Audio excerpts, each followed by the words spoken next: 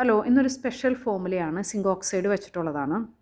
ഇത് മെയിനായിട്ട് നമ്മുടെ സൂര്യപ്രകാശത്തിൽ നിന്ന് പ്രൊട്ടക്ഷൻ, നമ്മുടെ കൈ അല്ലെന്ന് വെച്ച് കഴിഞ്ഞിട്ടുണ്ടെങ്കിൽ നമുക്ക് ഫേസിലും നെക്കിലൊക്കെ നമ്മളെപ്പോഴും കറക്റ്റ് SPF ഉള്ള സൺസ്ക്രീൻ തന്നെ ഉപയോഗിക്കണം. അപ്പോൾ സിങ്ക് ഓക്സൈഡ് എന്ന് പറയുന്നത് ചെറിയൊരു സൺ പ്രൊട്ടക്ഷൻ വളരെ, പിന്നെ ചെറിയൊരു പെർസെൻറ്റേജ് നമുക്ക് സാധാരണ ഓയിലുകൾ ഇതിൽ ചേർക്കാൻ പറ്റില്ല. ഈ സിങ്ക് ഓക്സൈഡ് എന്ന് പറയുന്നത് അത്ര ഈസി അല്ല ഇത് ഫോമുലേറ്റ് ചെയ്യാനായിട്ട്. ഇത് ആദ്യത്തെ ഞാൻ ചെയ്തെടുത്തതാണ്. ഇത് നമ്മുടെ ലാക്ടോകലാമിൻ പോലെ ഞാൻ ഏകദേശം അതിൻ്റെ ഒരു രൂപം വെച്ചിട്ടാണ് ഞാനിത് ചെയ്തെടുത്തിരിക്കുന്നത്. ഇതിന് മിക്സ് ചെയ്യേണ്ട രീതിയും അല്ലെങ്കിൽ ഇതിൻ്റെ ബ്ലെൻഡ് ചെയ്യേണ്ട രീതിയും ഒക്കെ ഡിഫറെൻ്റ് ആണ്. ഇതിൽ നമുക്ക് മെയിനായിട്ട് ലൈറ്റ് വെയ്റ്റ്, ഇപ്പോൾ നിങ്ങൾ ലാക്ടോകലാമിൻ നോക്കിക്കഴിഞ്ഞിട്ടുണ്ടെങ്കിൽ കാണാനായിട്ട് പറ്റും വളരെ ചെറിയ പെർസെൻറ്റേജ് അതിൽ ഓയിൽ ഉണ്ടാവുള്ളൂ. അതുപോലെ ഈ സിങ്ക് ഓക്സൈഡ് എന്ന് പറയുന്നത് ഒരിക്കലും വെള്ളത്തിലും ചേരില്ല, അതുപോലെ തന്നെ ഓയിലായാലും ഹെവി ബ്ലെൻഡിങ് ഉണ്ടെങ്കിൽ അത് ചേരുള്ളൂ.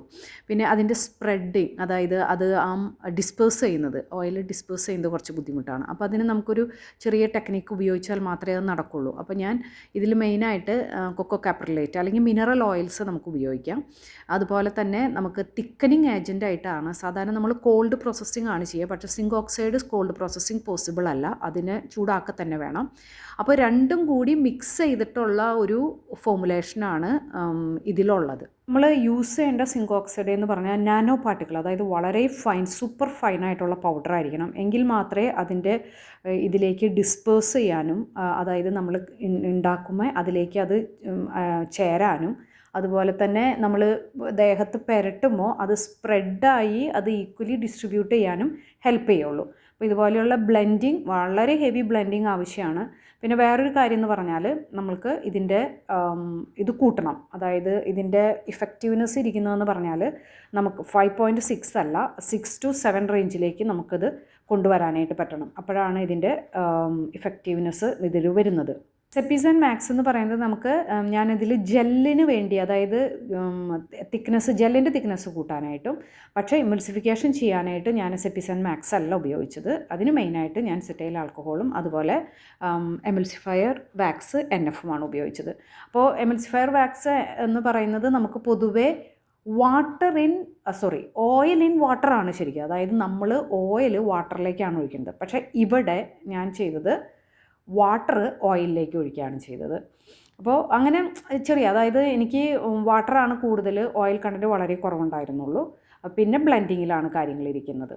പിന്നെ ഈ ഒരു ക്രീം ഭയങ്കര നല്ലതാണ്, നമ്മുടെ വിയർപ്പ്, അണ്ടർ ആംസ് ഉപയോഗിക്കാനായിട്ട് ബെസ്റ്റാണ്.